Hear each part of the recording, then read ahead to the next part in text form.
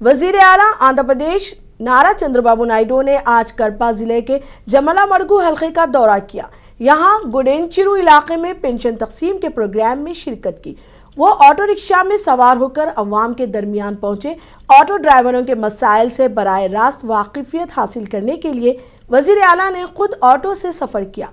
Programme के दौरान चंद्रबाबू नायडू ने लोगों से मुखातिब होते हुए कहा कि जगन मोहन रेड्डी और उनकी पार्टी के लीडरों की तरफ से इलाके को नज़रअंदाज किए जाने का हवाला दिया।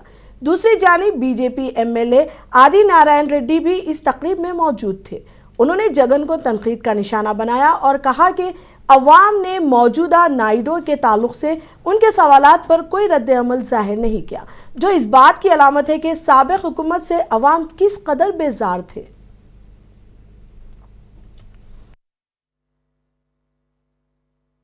హైదరాబాద్ అమరావతిలో కూర్చునేవాడిని కాదు. 10 నిమిషాలు సమయం దొరికితే మీ సమస్య అర్థం చేసుకుని ఆ సమస్య పరిష్కారం చేయాలని ఆలోచించే వ్యక్తిని తప్ప ఇంత మునుపంతా ఒక నాయకుడు వస్తే మీరు చూసేవాళ్ళు ఎక్కడికక్కడ చెట్లన్నీ కొట్టేసేవాళ్ళు, అవునా కాదా? పరదాలు కట్టేసేవాళ్ళు, అవునా కాదా? ఇప్పుడు పరదాలు ఉన్నాయా? ముఖ్యమంత్రి అంటే రాజభోగాలనుకున్నారు కాదు.